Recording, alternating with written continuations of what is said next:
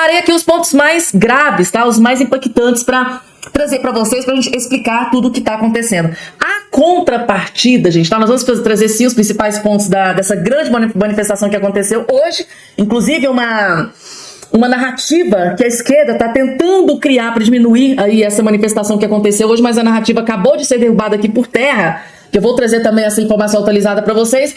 Mas eu preciso que vocês prestem bastante atenção nesse vídeo, gente, porque aconteceu aí, tá? A manifestação, ao mesmo tempo que acontecia a manifestação do Silas Malafaia e do Bolsonaro em prol da anistia, ao mesmo tempo acontecia o que, gente, tá? O Tribunal de Contas da União, gente, acabou de revelar uma bomba estratosférica, é uma bomba atômica que acabou de ser divulgada contra Luiz Inácio Lula da Silva, gente. Parem tudo que vocês estão fazendo para prestar muita atenção, porque o Tribunal de Contas da União acaba de revelar o maior escândalo que eles revelaram, descobrindo o que está acontecendo dentro desse desgoverno Lula. E uma coisa eu só posso dizer aqui para todos vocês, a partir desta denúncia do Tribunal de Contas da União que aconteceu agora, neste exato momento, Lula da Silva está acabado, tá? Luiz Inácio Lula da Silva está sendo aniquilado pelo Tribunal de Contas da União com essa bomba atômica que foi confirmada agora neste exato momento. Gente, vídeo simplesmente impecável. Se eu fosse vocês, não perderiam nem um segundo. Só não esqueçam de se inscrever no canal, ativar o sininho das notificações e compartilhar o vídeo o máximo possível que vocês puderem. E já dando... Vamos falar aqui, gente, sobre a manifestação de hoje. Eu separei aqui, gente, porque foi aqui, quase 2 horas, né? De falas de parlamentares, de autoridades, de Bolsonaro, Silas Malafaia. Então eu separei aqui, gente, os trechos mais importantes para estar trazendo para vocês aqui nesse canal. E um dos trechos que mais me chamou a atenção foi essa fala do Bolsonaro, que no meu ponto de vista, gente, tá? Tem uma mensagem subliminar aqui. Prestem atenção, gente, tá? No que possivelmente o Bolsonaro já sabe que vai acontecer. Vejam só. Se algo na covardia acontecer comigo, continue lutando. O golpe começou no dia 29 de julho de 21 e terminou no dia 8 de janeiro de 23.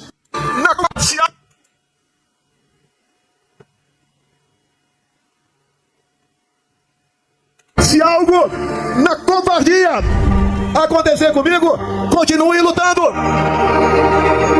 O golpe começou no dia 29 de julho de 21 e terminou no dia 8 de janeiro de 23. Ninguém engole essa história.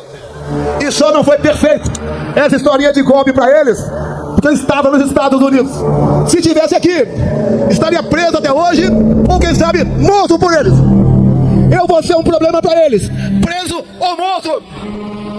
Mas eu deixo acesa a chama da esperança, da libertação do nosso povo. Afinal, o Brasil é um país fantástico.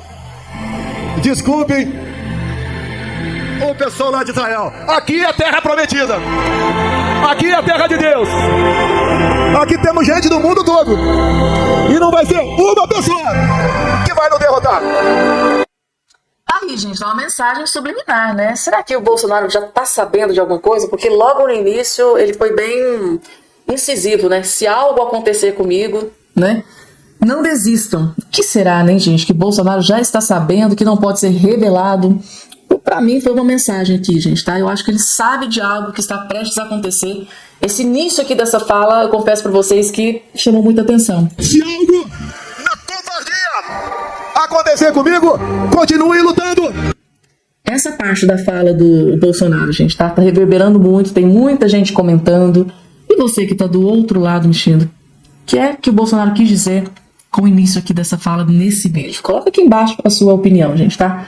Próxima informação na tela, gente, o Silas Malafaia, ele cumpriu o que prometeu, tá? Ele disse na rádio Auriverde, tá aqui, Silas Malafaia diz que Alexandre de Moraes é criminoso em manifestação pela anistia. O ministro Alexandre de Moraes é um criminoso, diz o Silas Malafaia. Gente, eu vou trazer aqui, gente, tá? O ponto mais forte do discurso do Silas Malafaia, que foi um dos momentos em que ele direcionou, gente, foi direto, igual um míssil teleguiado, contra o ministro do STF, Alexandre de Moraes, e teve um ponto que ele fez uma revelação bombástica que chamou a atenção do Brasil inteiro. Acompanhe. Povo abençoado do Brasil, preste atenção, por favor, que nós estamos falando em anistia, mas você precisa entender por que essas pessoas estão presas.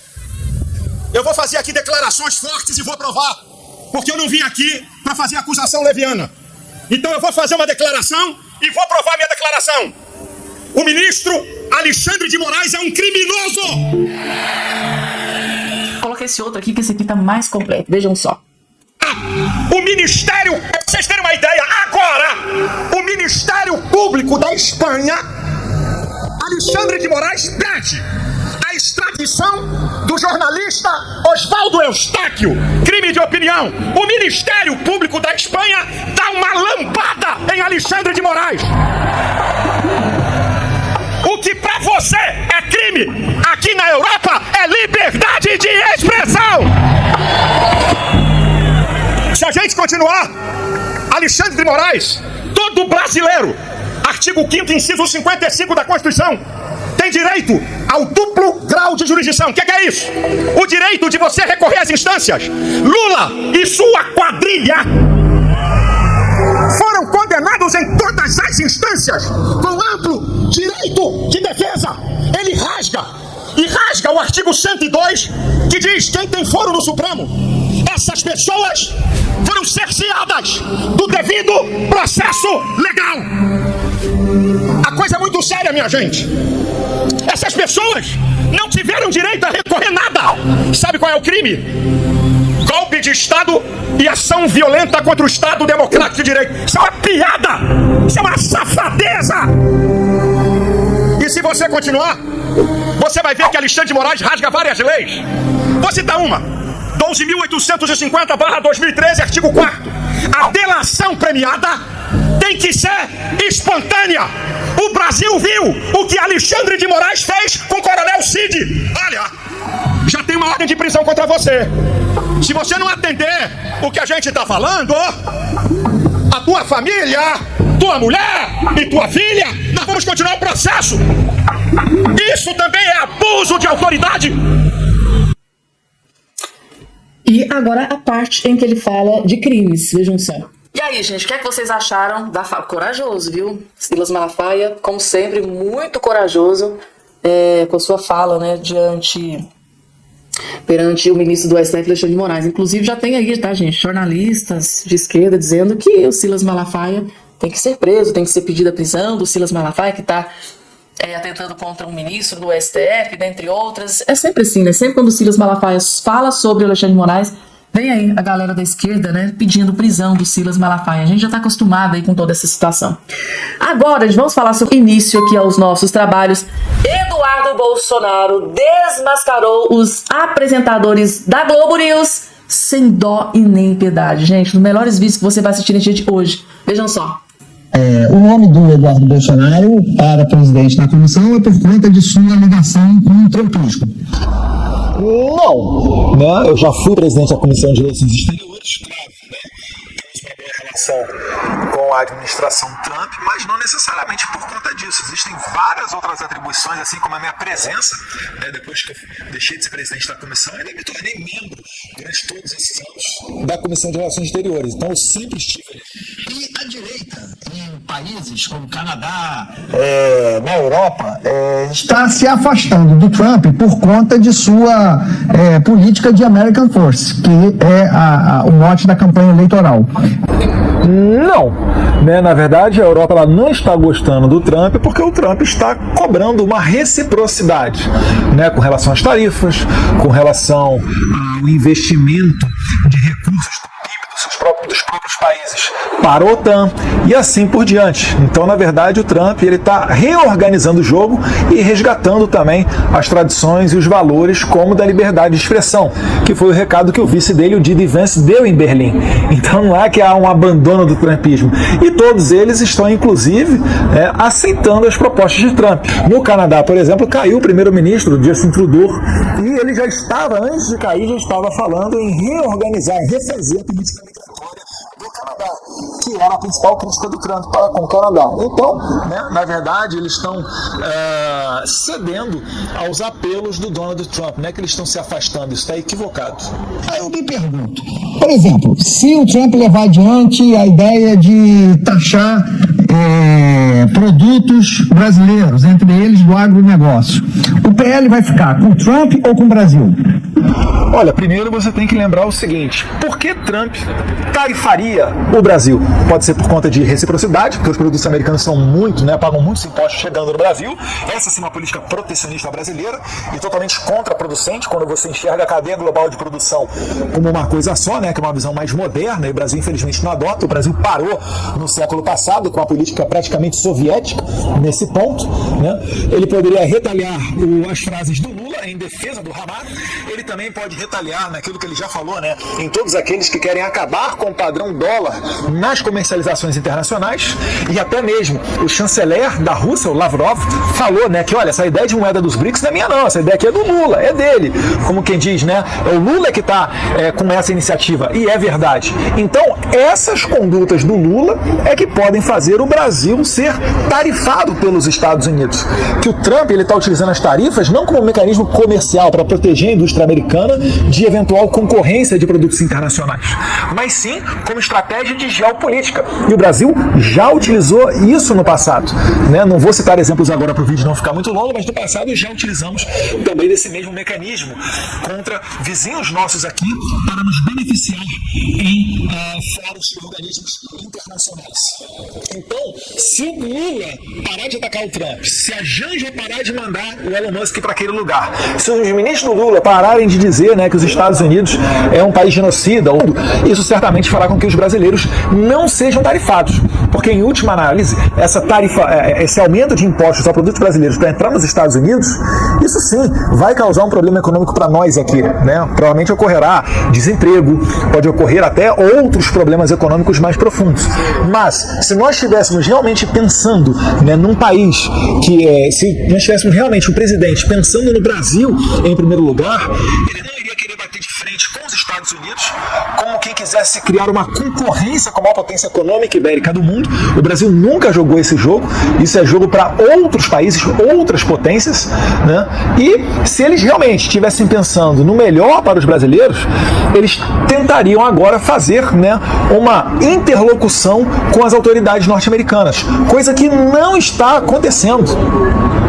Se estivessem pensando no melhor para o país, estariam advogando para a minha presidência na Comissão de Relações Exteriores, para talvez por aí abrir algum diálogo com os americanos e fazer igual ocorreu com o governo Bolsonaro, quando o Trump taxou o aço do mundo inteiro, exceto do Brasil e de alguns outros poucos países os quais eles tinham um bom relacionamento.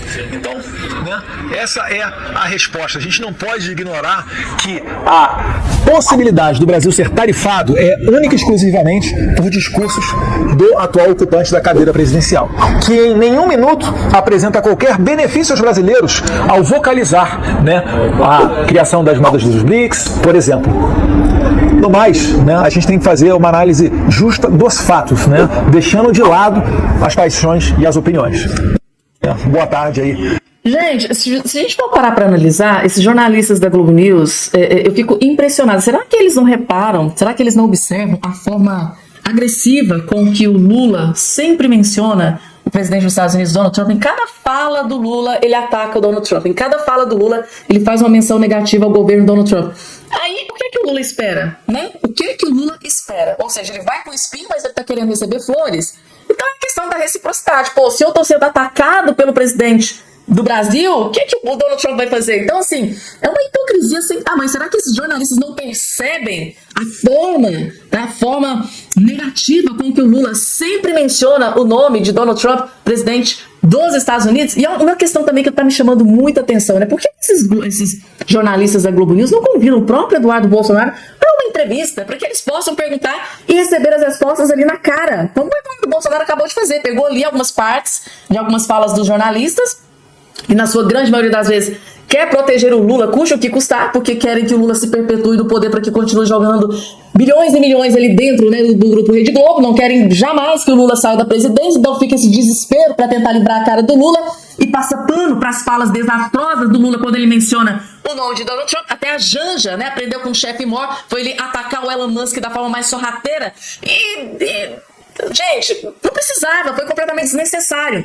Aí, por que eles não convidam o Eduardo Bolsonaro para uma entrevista, assim, direto? Faz a pergunta direto para Eduardo Bolsonaro. Por que eles têm tanto medo, tá, de entrevistar o Jair Messias Bolsonaro? O próprio Bolsonaro já falou, me dê 30 minutos na Globo, eu não tenho essa oportunidade. Por que eles não convidam o próprio Eduardo Bolsonaro? Assim como a CNN faz, convida o Eduardo Bolsonaro, convida o Flávio Bolsonaro. Por que a Globo tem tanto medo de 15 minutos, 10 minutos de uma entrevista com o Eduardo Bolsonaro e Jair Messias Bolsonaro? Essa é uma pergunta que eu me faço, que eu gostaria de ter a resposta. Então tá aqui, gente, tá? Eduardo Bolsonaro esfregando, tá aqui, né? Respondendo, derrubando as narrativas aqui dos jornalistas militantes de esquerda. Agora vamos começar a falar, gente, daqui a pouco. Gente, bomba gigante. O Tribunal de Contas da União acaba de soltar uma bomba atômica direto no colo de Luiz Inácio Lula da Silva. E o Lula, gente, tá acabado. Vocês vão entender absolutamente tudo, tá? Teve uma fiscalização que o Tribunal de Contas da União fez. E não foi só... Gente, foram vários. Eles fizeram uma lista. Meu Deus do céu. Daqui a pouco eu vou trazer pra vocês um assunto extremamente sério, gravíssimo, que foi divulgado nesse dia de hoje, gente, tá? Definitivamente a situação que já estava triste, caótica pro lado do Lula, agora pode ficar desesperadora. Por quê, gente? O Tribunal de Contas da União faz uma devassa no Ministério da Cultura e torna pública uma lista de irregularidades. Ou seja, não tem uma, duas, são várias irregularidades. E o Tribunal de Contas da União acabou de explodir essa bomba atômica no colo do governo Lula. Vamos entender aqui toda essa questão?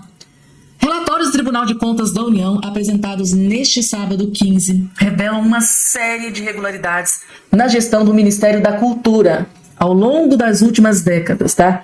O cientista político Manuel José de Souza Neto disponibilizou um link no Tribunal de Contas da União que possui uma vasta documentação que embasa as denúncias. Há documentos que comprovam desde a falta de transparência na aplicação de recursos públicos até questionamentos sobre a eficácia de mecanismo de incentivo à cultura.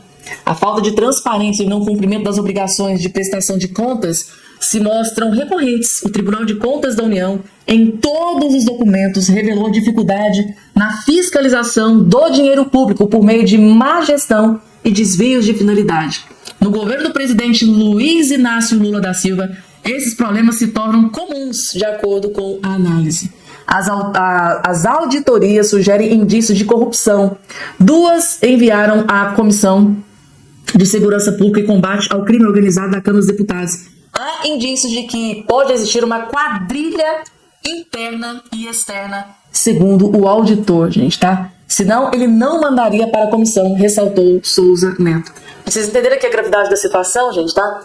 Quadrilha, tem até quadrilha, tá? Segundo ele, há indícios de que possa existir uma quadrilha interna e externa, segundo o auditor fiscal.